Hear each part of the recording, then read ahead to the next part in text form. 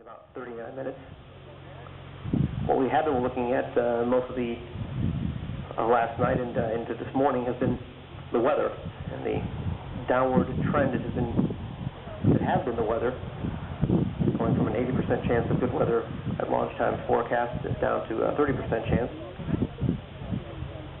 But based on the real-time weather observations we're getting from astronaut Chris Ferguson, who is currently flying a shuttle training aircraft, a modified Gulfstream 2 jet, he is providing real-time weather data back, saying that the cloud deck,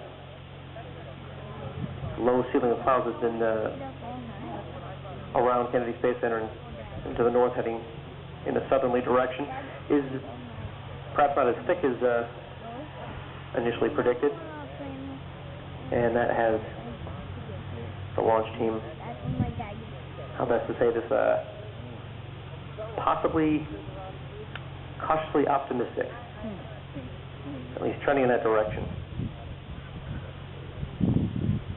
But they continue to get additional data and additional forecasts from Shuttle Weather Officer Kathy Winters. And we're hoping to have the Assistant Launch Director, Pete Nicolenko, join us in the next 10-15 minutes or so with a little more information. We head towards launch at 4:39 a.m. Eastern Time. While we're here on the east coast of Florida, there are two solid rocket booster retrieval ships, the Freedom Star and Liberty Star. They left port yesterday morning to make their way to the recovery area. It's about 140 miles northeast of the Kennedy Space Center in the Atlantic Ocean.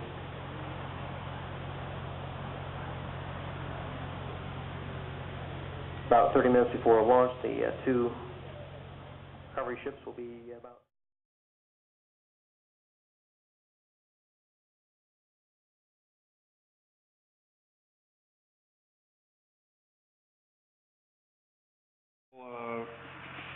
Dream on Earth and don't dream in space. Some people don't dream in space. You know, it really depends on the individual. As far as I'm concerned, it didn't affect me one way or another. And Nick probably knows more about that because he hears that question a lot from different people. He could probably answer that too. We have heard so many, as you say, different variations. It is literally different for each and every individual who's flown in space. You know, your tape and your left-hand solid rocket booster.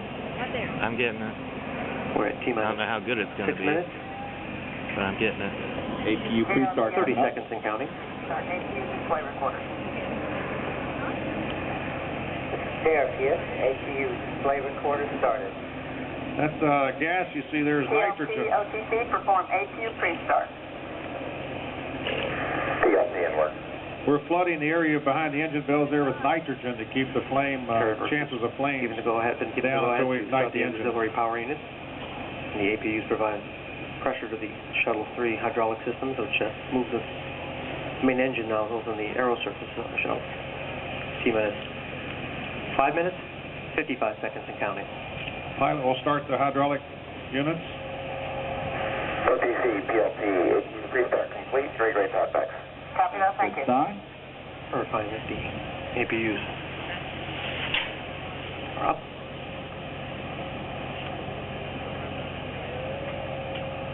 We're at T-minus 5 minutes, and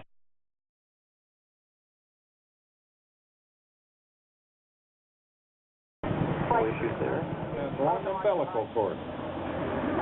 DLS go for EP. Watch the horizon over there. Careful. Thank you.